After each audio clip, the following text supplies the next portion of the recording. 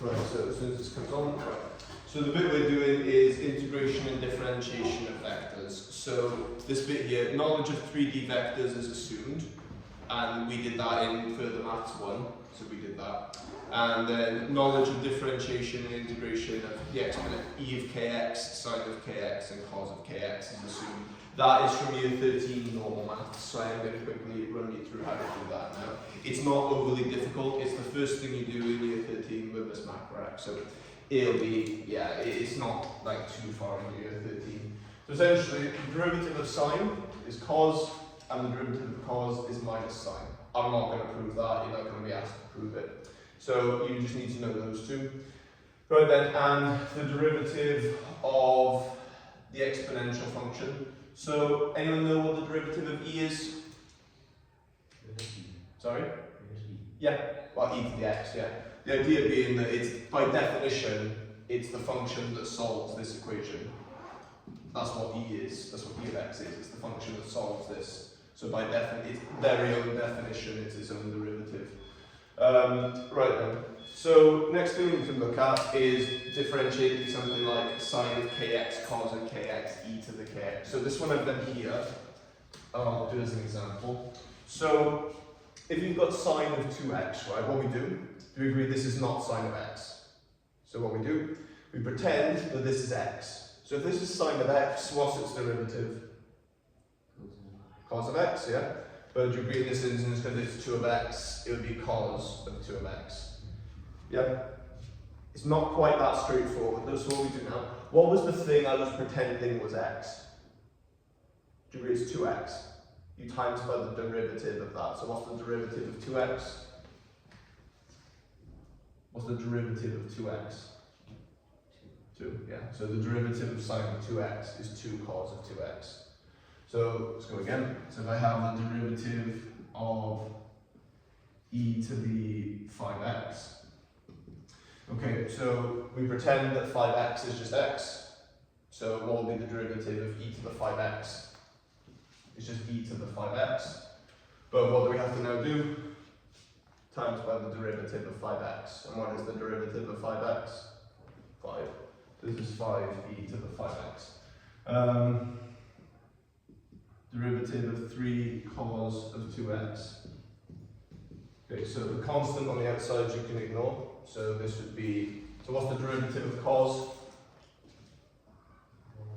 Minus sine. This is minus 3 sine of 2x. And what's the derivative of this? 2. So it would be minus 6 times by 2. That's how you do it. That's how you differentiate those. And, okay, how would we go about doing this then? So how would I find the antiderivative of cos of 2x? Using a similar logic. So what did we differentiate to get to cos? Sine. So what's the integral of cos? Degree integration, differentiation undo each other, right? So if you integrate this, you get back to this sign. Okay, so we integrate. So again, assuming we pretend that this 2x is x, so do we agree it's sine of 2x? Anyone have a guess at what we do? Anyone have a guess at what we do? Sorry? There's no need to integrate 2x. So think of it this way, right? If I differentiate this to get back to this, do you agree this would give me 2 cos of 2x? So do you agree I need it to be half of what it is now? So what are you actually doing with it? You divide by the derivative. That's all that is. So let's go again. The integral of e to the negative 6x dx. Right, so what's the integral of e to the negative 6x? Anyone want to have a go at saying it all in one?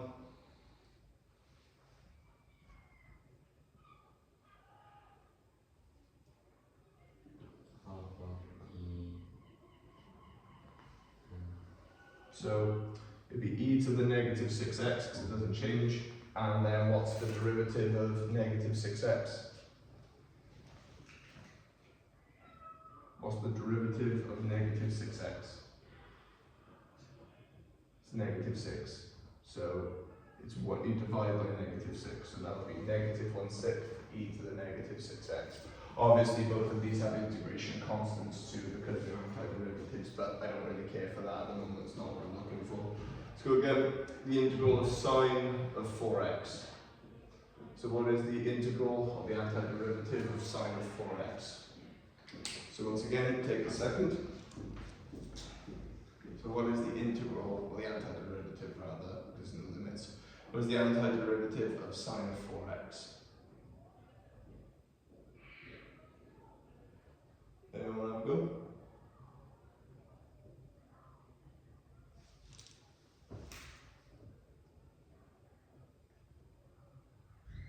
I'll wait.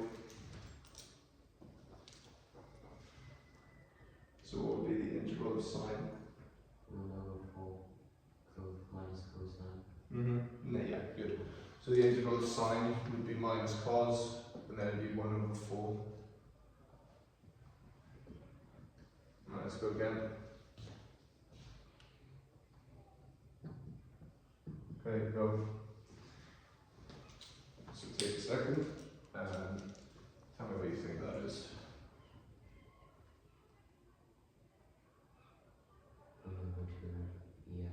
E to the 2x, yeah. So the integral of this would be e to the 2x, but then we have to times by a half, because it's the derivative of that. Okay, derivative of sine of 5x, 2 sine of 5x actually, why not? So what is the derivative of 2 sine of 5x?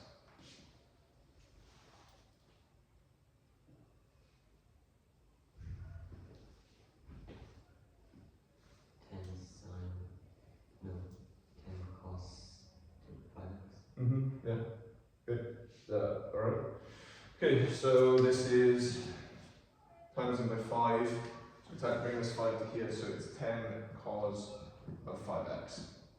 Okay, I will do 2 more because I want to make sure we're happy with this. So what is the derivative of e to the 2/5 x? What is the derivative of e to the 2/5 x?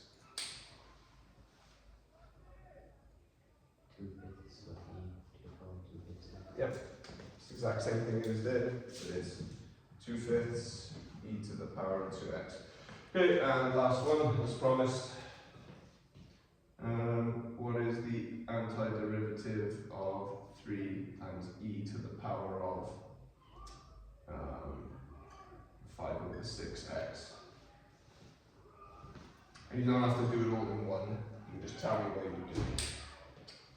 So, do you agree that we're going to divide by 5/6 in this one? So how do you divide by 5/6 from GCSE? You flip it and times by it, yeah, you times by its reciprocal. So dividing by 5/6, you agree is times by 6 over 5. It's the same thing. So this would be 3 times 6 over 5 e to the 5 over 6x.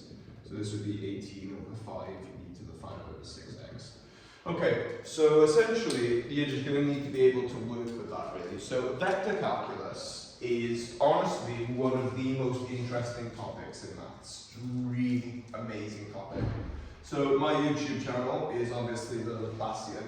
The Laplacian is a phenomenon from vector calculus. That is how much I love vector calculus. It's a really fun one. So you do things like divergence, curl of a vector. Essentially it's used to model things. So you can model the motion of objects effectively. So at high school, you do the absolute bare minimum of it. So if this is vector calculus, you do this tiny little bit here. In high school, unfortunately, you do a very small amount. And to be honest with you, you do just do the basics of it. So let's start with the obvious then. So position, which we call r in terms of t. So I can give an object's position in terms of t as, let's say, 2t I plus cos of 2t j plus 3 sine of 3t k. So what I've done, I've created a position vector, so this is a vector of position, and it can be used to model the position of an object. So let me give you some kind of let me give you some thought process on this. So what I'll do is I'll make a velocity one. So velocity at time t, and we'll have this being sine of t I plus cos of t j plus 2t k. So essentially what this does, so do we remember what I, j and k represent? So I is left and right, so I is a movement of 1 unit to the right, j is a movement of 1 unit up, and k is what a unit of 1 movement away from you, effectively. So what these essentially do is they model each perspective plane in terms of t. So if you were to tell it the value of t, it can tell you the velocity at that time, effectively. So allow me to kind of visualize this for you. So imagine you've got a simple vector now. So let's just say I and j.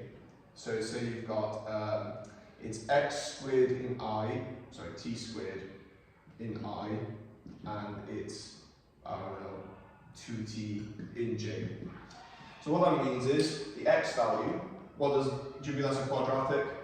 So the x value is going like this, and the height value is 2t, which is a straight line, right? So what that means is this object's path looks like this. It's doing this, but it's moving upwards, so it would look like that, kind of. So that's how it models it. So this one here, when you've got sine and cos, that's actually a circle, because sine generally goes like this, and cos also does the same thing, but it starts here.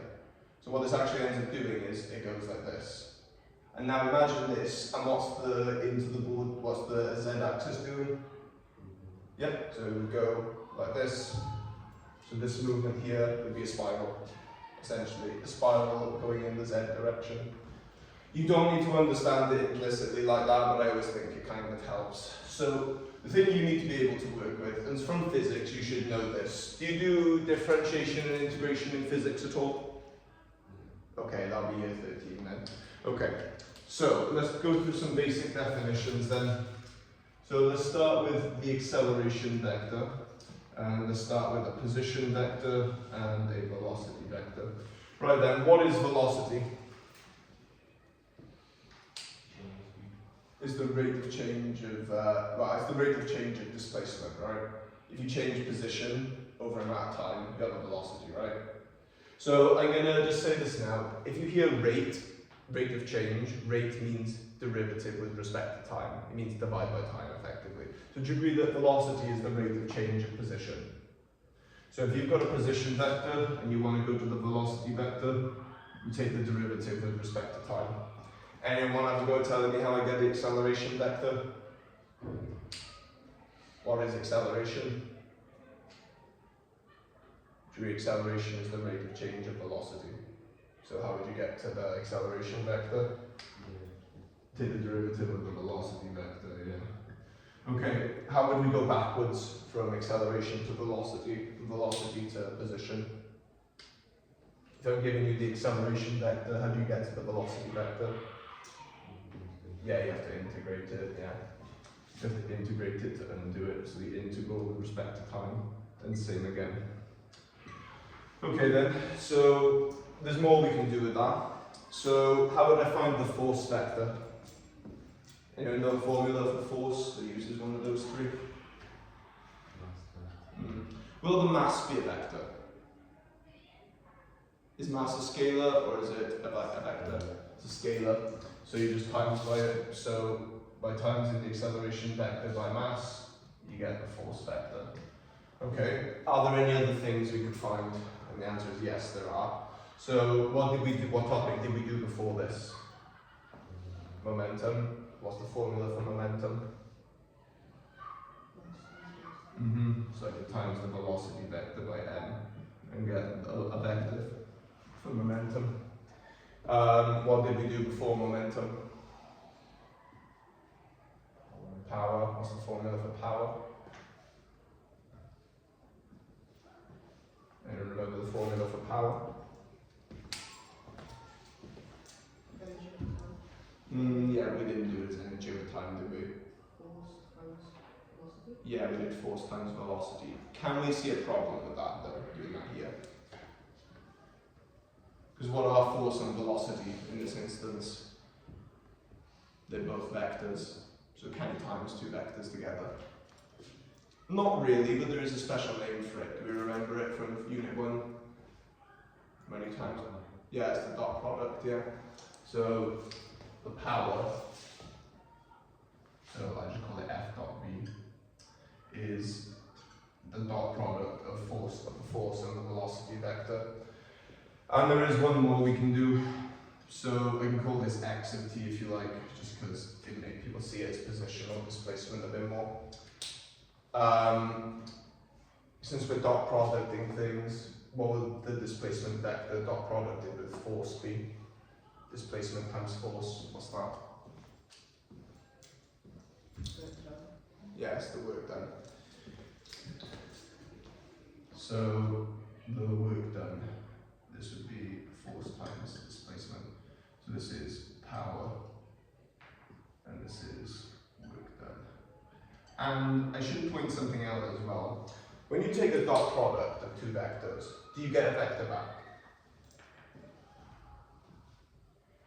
No, you don't. You get a number. So, is it what? Because does that make sense? Because is energy a vector? No. So you get your dot product. You get this scalar. Is power a vector? No. So you get that. Yeah, you get those two scalars by dot producting. So that diagram you will just need to remember pretty much when you work with it. Okay, so what we're going to do is I'm going to give us a basic vector to work with, and we're just going to find some things. So let's have it being 2t squared I plus sine of t j plus cos of t k. Okay, so I'm going to find a couple of things. So I'm going to say an object is, a position of an object is given by this vector at time t. The object has a mass of 5 kilograms, and I can ask you to find various things. So let's do velocity vector, let's do force vector, let's do momentum vector, and let's do power vector. Let's do F dot V. They won't actually say power in the exam, even though you know what F dot V is, but it is. It's the rate of work done, effectively. Okay, so let's attack this then. So how do I find the velocity vector from position? Using that diagram there. How do I find it? This is a position vector. So the position of the object, if I were to say I want to know what position it's in at t equals 2, let's say t equals 2, position at time 2, it would be 8 to the right, sine of 2 up, and it would be cos of 2 away from me, effectively. That's how you use this, you just set in the appropriate value. Right then, so how do I find the velocity vector? What do I do? Yep, take the derivative. So what's the derivative of 2t squared? 14. So it's 4ti. What's the derivative of sine? Cos. And what's the derivative of cos? Minus sine of t. Okay.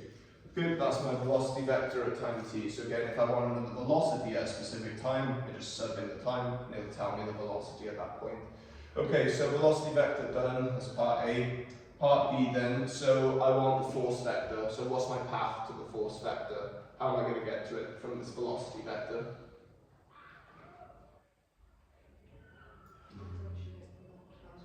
Yeah, so I need to find the acceleration vector and then times by the mass. Yeah.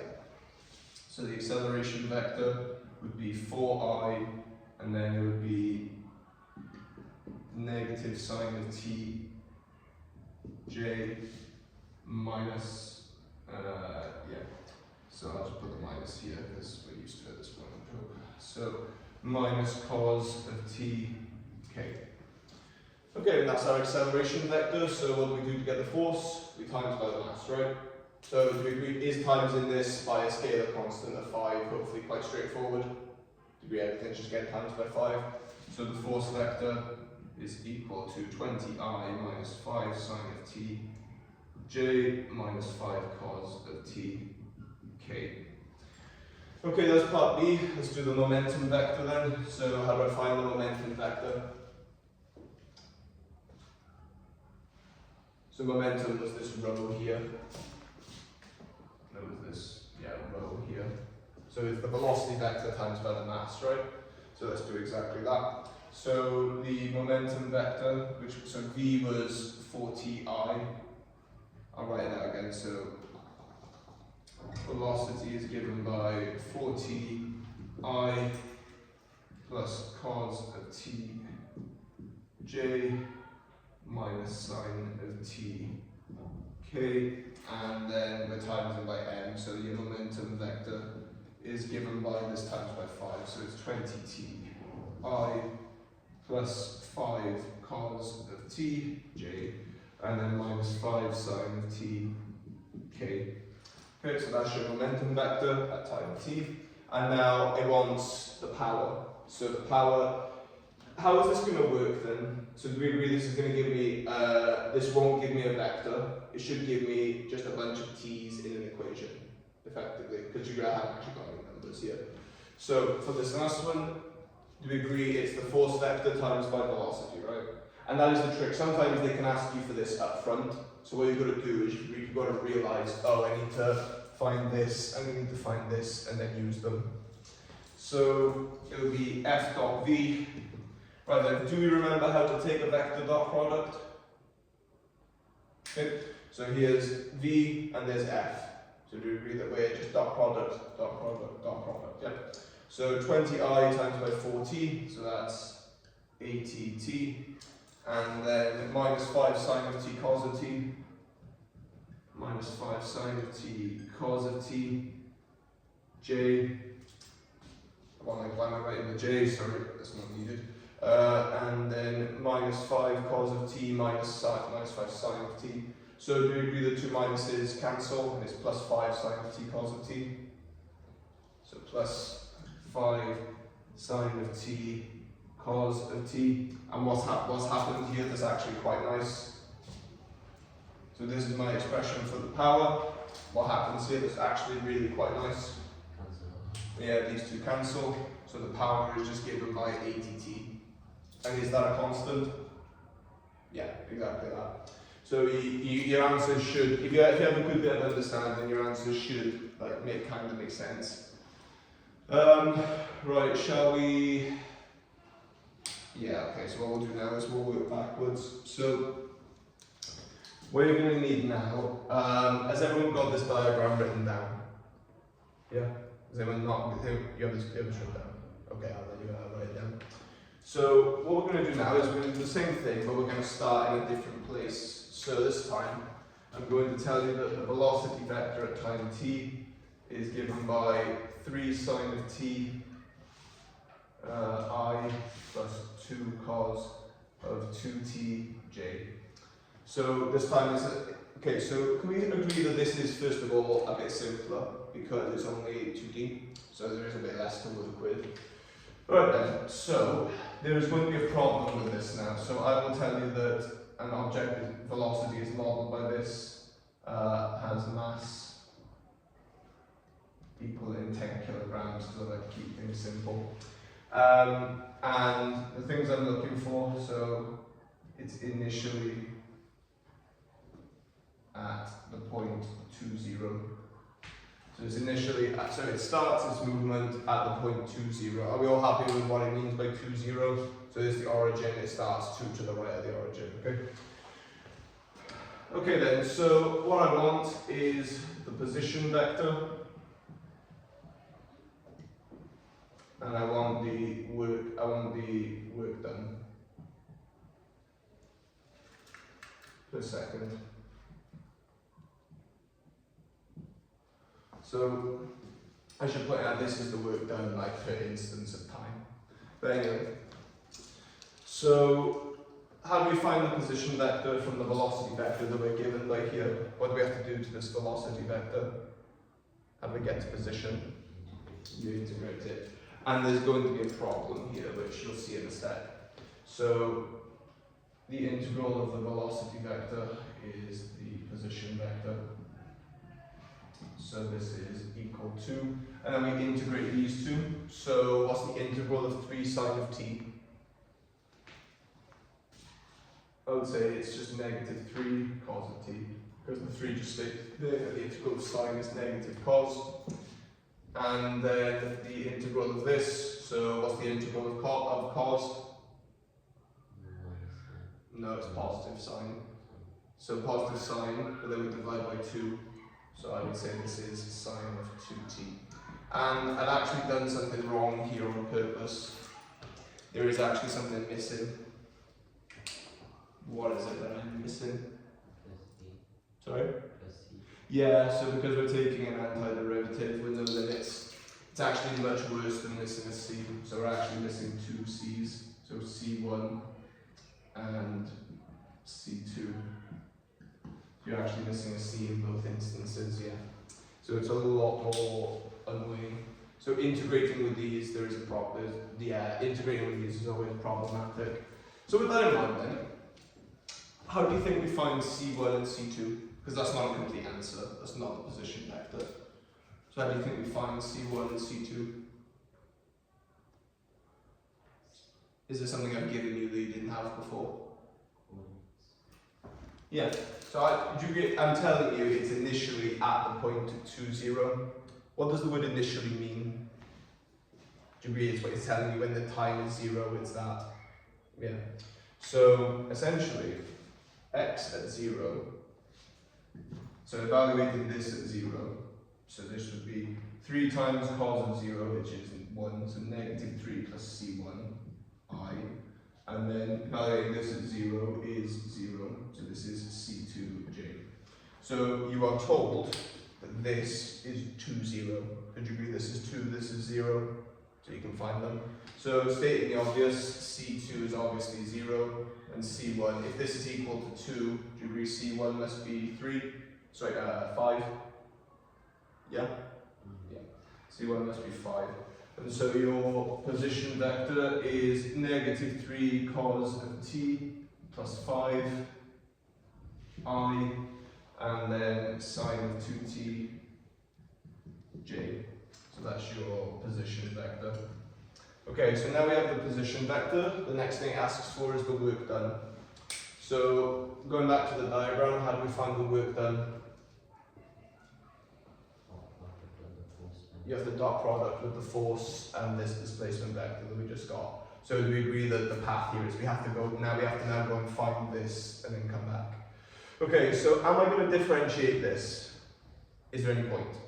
Because you start with a velocity vector, so yeah, why make things difficult for yourself?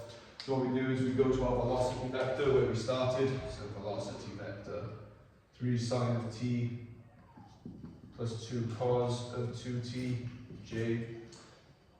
Right then, so the acceleration vector would be given by 3 cos of t I minus 4 sine of 2t j, and then the force vector would be that times the mass is 10, so this is 30 cos of t times by I minus 40 sine of 2t times by j. Okay, so we have our force vector and we have our displacement vector, so what are we going to do to find the formula for the work done? Do you agree it's a dot product of the displacement vector and the force, right? So we have this and we have this. So it's unfortunately going to be quite a nuisance, but anyway, f dot x is equal to 30 cos of t times by negative 3 cos of t plus 5, and then minus 40 sine of 2t times by sine of 2t. So the expression I get is negative, negative 90 cos squared of t plus 150 cos of t minus 40 sine squared of 2t. And you could actually tidy this up a bit, because you agree that 90 of these cos squareds and 40 of these cos squareds will go together and make one. You could do that. Actually, no, you couldn't, because this is t and this is 2t. So, yeah, this would be it. That would be your expression for the work done at time t. It's not the tidiest, but that is what it would be. Right, so I'm going to give you a question you have a go at. Obviously, just take your time with it.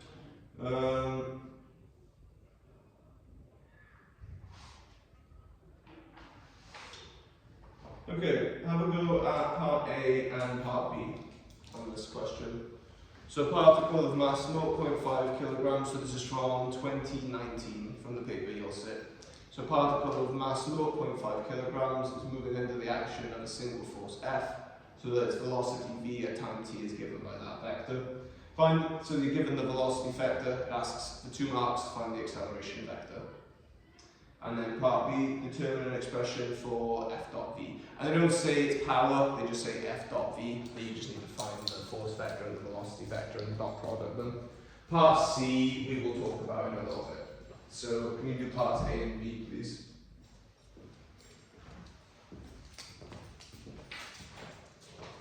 So that is 2e to the negative t on the k bit. And I should remind you, we do have a lesson after school as well. So we will continue this then.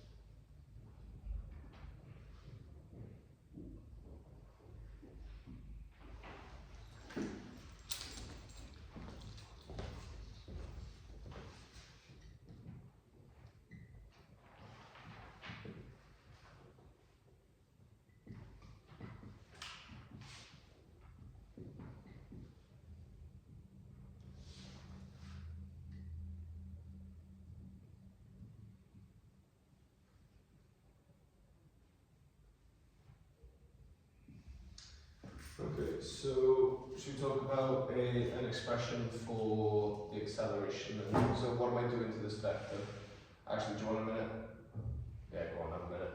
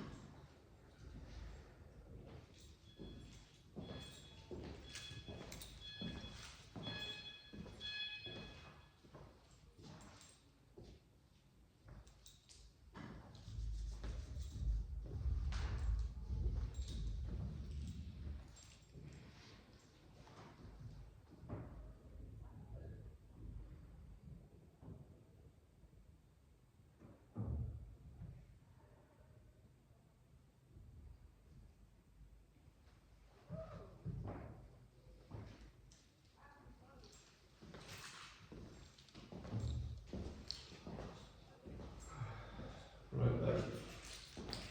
So what am I doing to this velocity vector then? For 2 marks to get to the acceleration vector, what am I doing? Yeah, with respect to time. Yeah.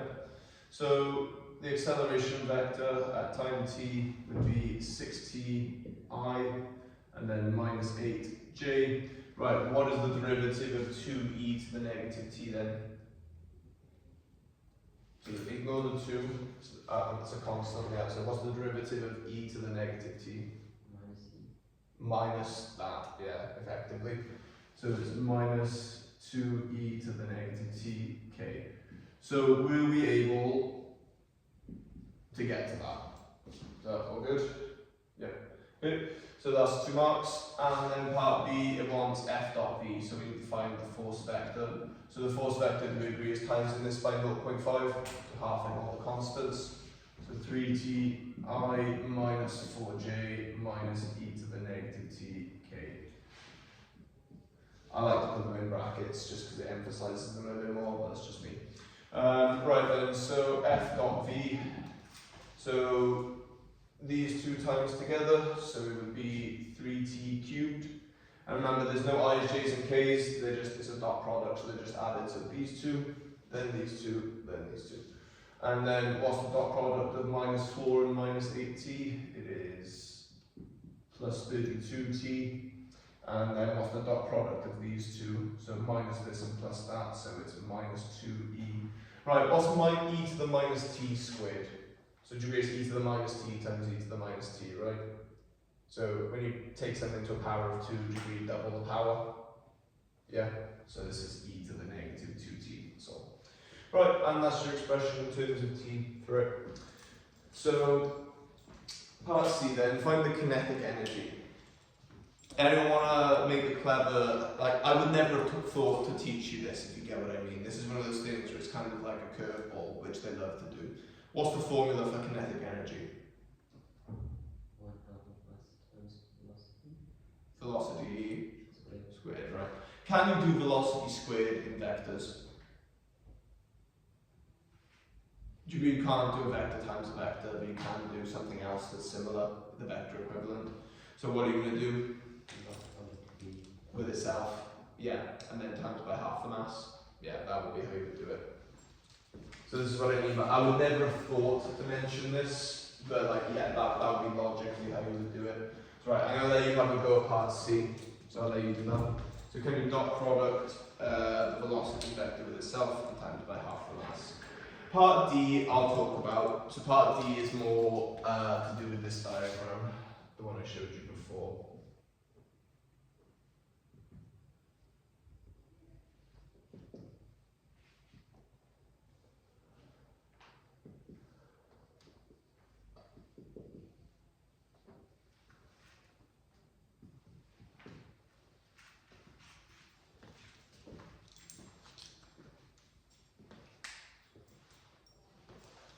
You know that equation, the dot product of f and v, Mm-hmm. differs in is it free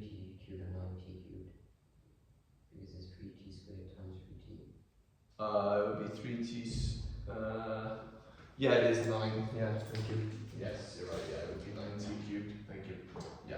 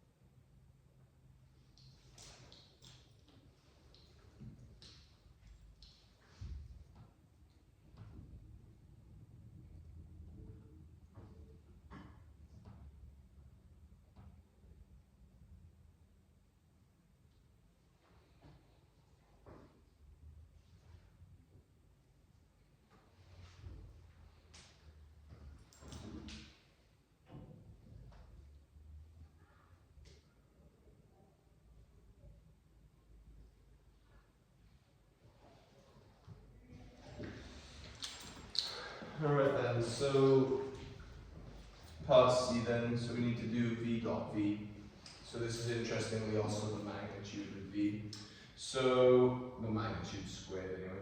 So we have this here, so it's dot producted with itself, so it's 9t to the 4 plus 64t squared, and then plus 4e to the negative 2t. Yep. And then we times it by half the mass, so the kinetic energy is equal to 0.25 times by this vector, sorry, this statement. So 2.25 t to the 4 plus 16t squared plus e to the negative 2t. So that's what you should. You could also have this as 9 over 4, whichever really. But is that okay? Okay, so that's your kinetic energy statement. So if you want the kinetic energy at time t, you sub it into that. Right then, part D is a bit obscure, but we can talk about it. So this relies on you understanding the physics of what's going on here. So, describe the relationship between the kinetic energy of the particle and the rate of working on the force, right? So, this is something you need to kind of get used to, right? And I've spoken a little bit about this, right? You see how in part B, right, they've asked you to find F dot V, and they haven't actually said that it's power, right? Do you think they're asking you to find F dot V for no reason? Or do you think it's related? Yeah. Everything they do is for a reason, and they will usually come together. That's kind of how the style of the questions are. So once again, what is F dot V? It's the power, right? So the question asks for the relationship between the kinetic energy of the particle and the rate of working. What is the rate of working? They phrase that bizarrely, but rightly so. It's not like a horrible definition. But what is the rate of work done? Do you agree that work done is energy, right? So it's the rate of energy. And what's the rate of energy transferred? What's that called? It's power, right? So what they're saying is describe the relationship between the kinetic energy and the power. So do you agree that in part B you've got the power and in part C you've got the kinetic energy? So you have to describe the relationship between them. So what does it say that the power is? It's the rate of work done, right? What did I say that you have to take the rate to mean? What did I say the rate means? What does it always mean? Sorry? No, divide by time, or because it's a calculus aspect, it's a derivative. So, do you agree that velocity is the rate of change of position? And they're telling you that power is the rate of work done. So what should be the relationship between energy and this? And it's even here, you can see it here, this from here to here is a derivative with respect to time. So logically, what should this be? Yeah, so that's essentially what it's asking you. It's asking you to say, oh, it's the rate, this is the rate of change of work done. Or this is the rate of work done. So how would we prove that this is indeed the rate of work done? How would you verify it? Because you've got this and this, how would you verify it? Do you agree if I take the derivative of this, it should give me this one? That's what it's asking you to do. So our f dot x, so this is the work done, right? But do we agree that the work done is equal to the kinetic energy? Because it's a particle moving. That's the only energy there is. Okay, so this is my work done formula, and if this relationship is indeed true, if I differentiate this, it should give me this. Let's see if it does exactly. Let's see if it does just that. So taking the derivative of the kinetic energy. Right, so this times by 4 is 9t to the 3, and then this is 32t, and then this is minus 2e to the negative 2t. Oh, and would you look at that? Yeah, it is. This is equal to f dot v. So yeah, there you go, the relationship is verified. And that's what I mean by curveball again. So like part C and part D are a bit more interesting, to say the least. But again, if they're reasonable. Right, we'll attack one more. So let's have a go at this. Okay, try this, see what you think of it. So the position vector x at time t seconds of an object of mass 3 kilograms may be modelled by that vector given there. So find an expression for the velocity vector v at time t and determine the least value of t when the object is instantaneously at rest. So find your velocity vector, and right, can you please just find the velocity vector, and we'll leave the, when it's instantaneously at the rest, leave that bit to me, I'll show you that. And then write down the momentum vector at time t, and then find the vector form for the force vector.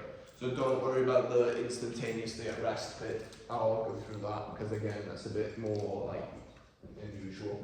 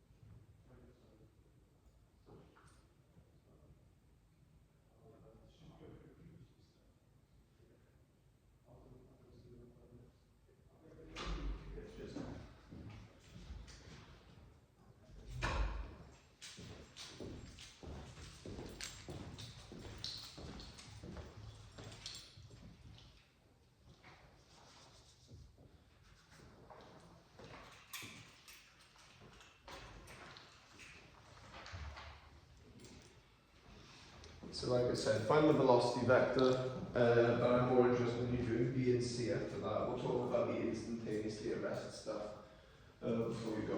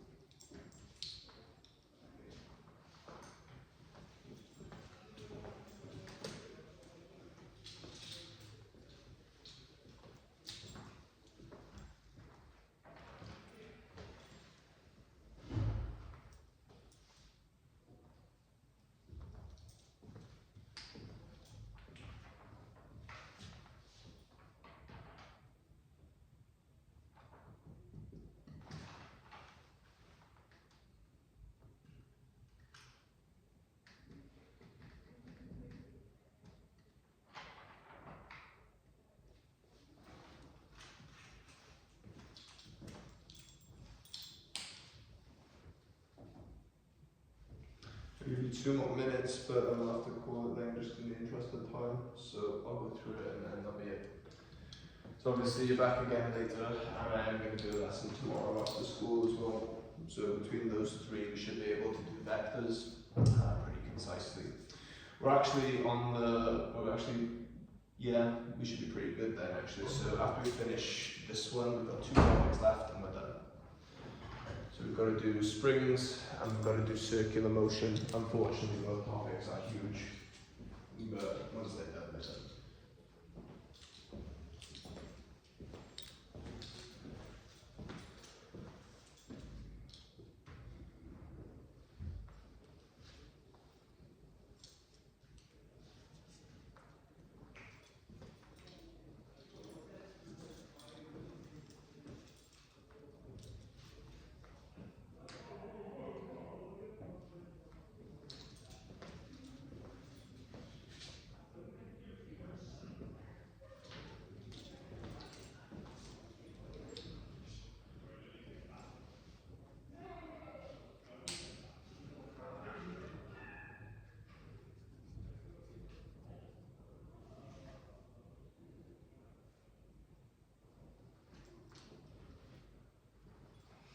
Okay, so I'm going to work through B and C. I'm going to get to the force vector and do the momentum vector, and I'll come back to the instantaneously at rest bit.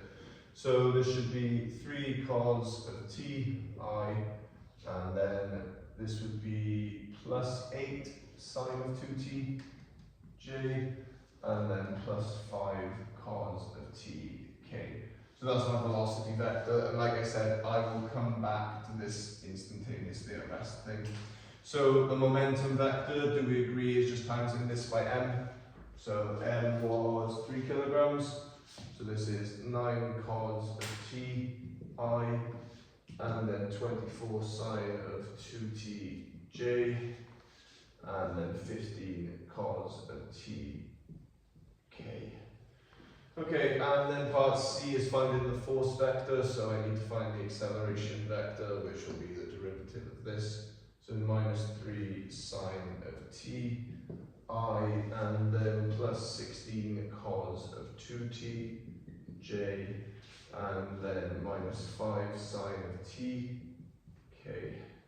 And now I need to times this by 3, so the force vector would be given by negative 9 sine of t, I, plus 48 cos of 2t, j, and then minus 15 sine of tk, and it wants it in vector form, right?